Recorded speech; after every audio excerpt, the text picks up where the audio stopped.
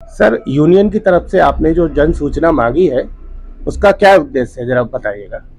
देखिए, 24 फरवरी 2024 को क्षेत्रीय प्रबंधक जो यहाँ के एआरएम हैं बदायूं के, उन्होंने एक प्रेस विज्ञप्ति जारी की। उन्होंने 17 रूट्स दिए कि हम इन पर बसें चलाना, अनुबंधित बसें चलाना शुरू करेंगे जल्द से जल्द, डग्गामारी हटाने के लिए। ठीक है, जहां पे बसें नहीं है वहां संचालित करें, लेकिन कुछ रूट्स ऐसे हैं जैसे हमारा बदायूं उसैत है, बदायूं उसावा है, इन पर ऑलरेडी हमें संभागीय परिवहन प्राधिकरण ने हमको परमिट दे रखे हैं और दोनों रूट पर कम से कम 70-80 बसें हैं और आज भी जारी हो रहे हैं उन पर। एक प्रावधान है कि पुरानी धारा मोटर व्हीकल एक्ट की 68D3 के द्वारा जो रूट रोडवेज के लिए चलाने के लिए प्रावधान किया जाता है, उसको राष्ट्रीयकृत किया जाता है, नेशनलाइज किया जाता है, उसको बाकायदा गजट नोटिफिकेशन होता है, उसको राष्ट्रीयकृत किया जाता है, उस पर ऑब्जेक्शन मांगे जाते हैं कि भाई इस पर ऑब्जेक्शन क्या है क्या नहीं है। जैसे मान लीजिए ये अगर हमारे बदायूं उसावा पे या बदायूं उसैत पे ये परमिट जारी करेंगे तो इनको पहले नेशनलाइज करना पड़ेगा और नेशनलाइज करने के लिए इनको राष्ट्रीयकृत मार्ग घोषित करने के लिए इनको उसमें आपत्ति मांगनी पड़ेगी। तो सबसे बड़ी आपत्ति तो ये हमारी होगी कि हम ऑलरेडी इस पर, अब से नहीं, 1950 से हमको इस रूट पर प्राइवेट बसें संचालित हो रही हैं, बदायूं उसावा बदायूं उसैत के लिए। आपने किस आधार पर यह तय कर दिया कि हम इस पर रूट इस पर अपनी बसें चलाएंगे? ये तो एक प्रावधान है, परमिट उनको भी प्राधिकरण देता है, चाहे राज्य परिवहन प्राधिकरण दे, चाहे संभागीय परिवहन प्राधिकरण दे। एक अथॉरिटी है ट्रांसपोर्ट की, वो परमिट जारी करती है। आज भी हमारे रूट्स पर प्राइवेट बसों के परमिट जारी हो रहे हैं, तो जाहिर सी बात है जब प्राइवेट बसें इतनी मात्रा में, तो आपने कैसे लोगों को भ्रमित करने के लिए, हमारे उस पर आर्थिक बिजनेस पर असर डालने के लिए, कैसे हमने ये पूछा कि क्या आपको परिवहन प्राधिकरण ने इसमें आपको क्या, अगर इनको इन रूट्स पर परमिट जारी करना है तो पहले नेशनलाइज करना पड़ेगा। ऑलरेडी इस रूट पर हमारे परमिट जारी हो रहे हैं, बसों के परमिट जारी हो रहे हैं। तो एक औचित्य मुझे समझ में नहीं आया कि इन्होंने किस तरीके से इन रूटों पर अनुबंधित बसें चलाने की एक अधिसूचना जारी कर दी। उसी के तहत हमने जानकारी चाहिए कि क्या आपको किसी प्राधिकरण ने परमिट जारी कर दिए हैं, ये सूचना मांगी है बस। अच्छा सर, नियमों में कुछ बदलाव हुआ है? नया मोटर व्हीकल एक्ट 101 है जी, जो 1989 में मोटर व्हीकल एक्ट आया है, उसमें यही प्रावधान है कि भाई पहले नेशनलाइज रूट होगा, उसके बाद परमिट जारी किए जाएंगे। अच्छा सर, एक जानकारी मैं और लेना चाहूँगा।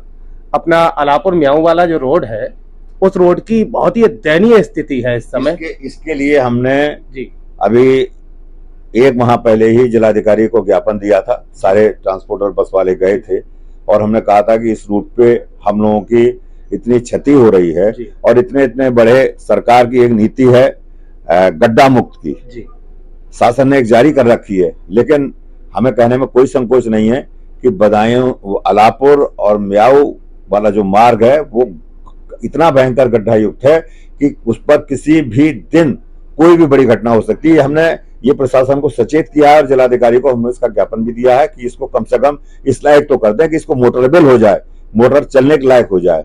ये हमने उनको ज्ञापन भी दिया है।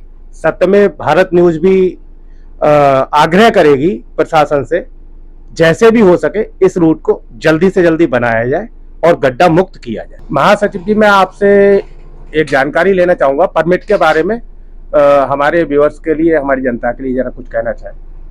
अभी मैंने भी पेपर में ही देखा था कि 14 तारीख के, जिसमें जो है लगभग हर मार्ग पे परिवहन विभाग अपनी गाड़ियाँ चलाना चाहता है, जबकि जो है संभागीय परिवहन अधिकारी ने हमारी जो है कम से कम 150 गाड़ियाँ प्राइवेट परमिट पे हैं और आज भी परमिट जारी हो रहे हैं। और इन गाड़ियों से यहाँ से लेके उसैत और उसावा तक कम से कम 10 से 15 हज़ार कर्मचारी काम करता है जो अपना व्यवसाय चला रहा है। पहली चीज तो वो बेरोजगार हो जाएगा, सबसे बड़ी बात। उसकी चीज ये कि यहाँ आदमी जो है इतनी बड़ी संख्या में हर तरफ का आदमी स्टैंड पे गिरता है। यहाँ की दुर्दशा देखो क्या है, ना गवर्नमेंट का कोई उपाय है, ना इसमें कोई और कोई वो है।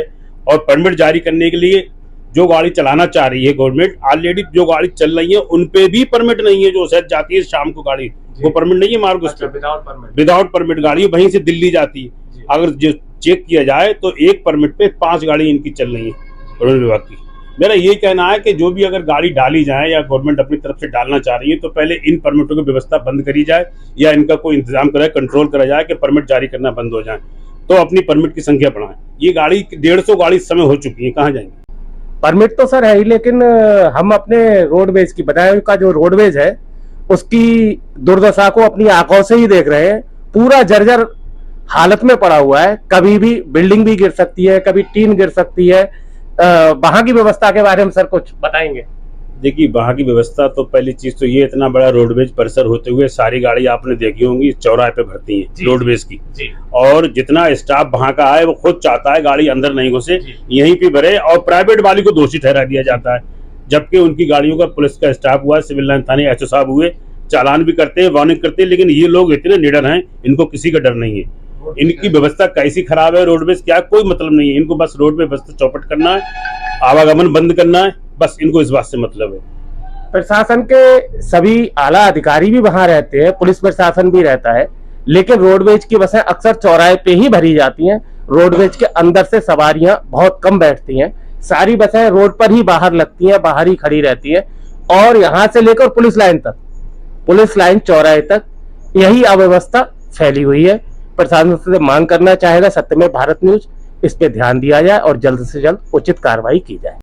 सर, ऑटो व्यवस्था बदायूं की, टेम्पो व्यवस्था इतनी लचर हो रखी है, इतनी ज्यादा संख्या में ऑटो है यहाँ पर, जिसके कारण बहुत ही ज्यादा जाम की स्थिति पैदा होती है। जगह जगह हम देखते हैं कि रास्ता ही नहीं मिलता निकलने के लिए, कभी एम्बुलेंस होती है वो भी वहां पे फंस जाती है और निकल नहीं पाती है, जिससे काफी परेशानियों का सामना करना पड़ता है। इसके पीछे सर मैं ये समझता हूं कि बेरोजगारी भी एक मुद्दा है, क्योंकि उसको, बेरोजगार को जब कुछ नहीं मिलता तो वो एक ऑटो खरीद लेता है और चलाना शुरू कर देता है। सर, इस पे कुछ आप बोलना चाहेंगे? देखिए, बेरोजगारी वाली बात सही है, अगर वो अपनी बेरोजगारी दूर करने के लिए उसने गाड़ी खरीदी, डेट्स ऑल, ठीक है, उससे मैं कोई वो नहीं है। बट यह है कि अगर प्रशासन को, हम कई बार बस ऑपरेटर्स यूनियन के लोग ज्ञापन भी दे चुके हैं, मुंह से भी बता चुके हैं, इनके वास्तव में स्टैंड निर्धारित है। जैसे बदायूं से ककराला या उसावा जाने वालों का स्टैंड मंडी समिति पे, वहां मंडी समिति चलें। ककराले दातागंज जाने वालों का विज्ञानंद स्कूल पर है, बरेली जाने वालों का नवादा के आगे है। तो ये मनमाने तरीके से जाम की स्थिति इसलिए आती है कि मनमाने तरीके से ये हर, यहाँ आप देखिए, यहाँ से रोडवेज से लेके और पुलिस लाइन चौराहे तक आपको हर जगह आपको टेम्पो भरता मिलेगा।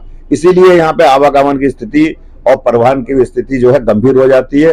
और ये तो है ही है, जो आम नागरिक है वो अपने वाहन को निकालने के लिए उससे पूरी जोड़ तोड़ कोशिश से निकलना पड़ता है कि जहां चाहे सवारी उतारते हैं, जहां चाहे ये बिठाते हैं, जहां चाहे भरने लगते हैं। सर, ये चीज मैंने भी देखी है कि जहां इच्छा होती है ऑटो वालों की, जहां इच्छा होती है वहीं ऑटो अपना रोक लेते हैं। अगर बीच रोड पे रोकना है तो उनको तो बीच रोड पे, अगर सवारी खड़ी है बीच रोड पे रोक के खड़े हो जाते हैं। बिल्कुल, वो आप ये समझिए कि वो हमारे स्टैंड पे आके, कभी कभी तो इतनी गंभीर स्थिति हो जाती है कि हमारे बस वालों से झगड़ा होता है, जब वो स्टैंड पे आके सामने आके खड़े होकर भरते हैं, उस गाड़ियां सवारी बस में से उतारने की कोशिश करते हैं, तो निश्चित रूप से कहीं कहीं टकराव की स्थिति भी होती है, बहुत गंभीर स्थिति भी कई बार ऐसी आई है।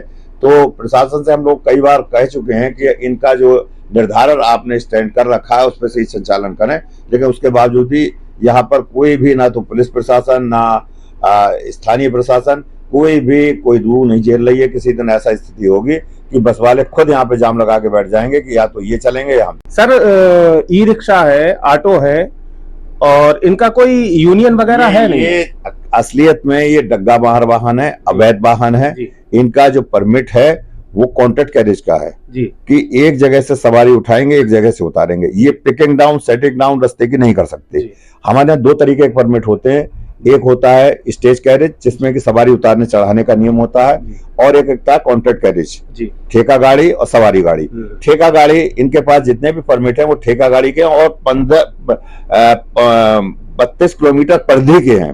मतलब परिधि में घूमेंगे 32 किलोमीटर, ऐसा नहीं कि सीधे यहाँ से चाहे तो उसावा चले जाएं, नो, ये परिधि में घूमेंगे, चक्राकार में, और शहर में परिधि में गोलाकार में। लेकिन उसके बावजूद भी ये डग्गा मार वाहन है और डग्गामार वाहन आप जानते हैं बगैर अपनी प्रशासन मर्जी के हिसाब से जहाँ चाहे वहाँ ले जाते कोई यूनियन नहीं है, कुछ नहीं है, कोई डग्गामार देखने वाहन वाला नहीं। अवैध वाहन है, डग्गामार वाहन। जी, धन्यवाद सर।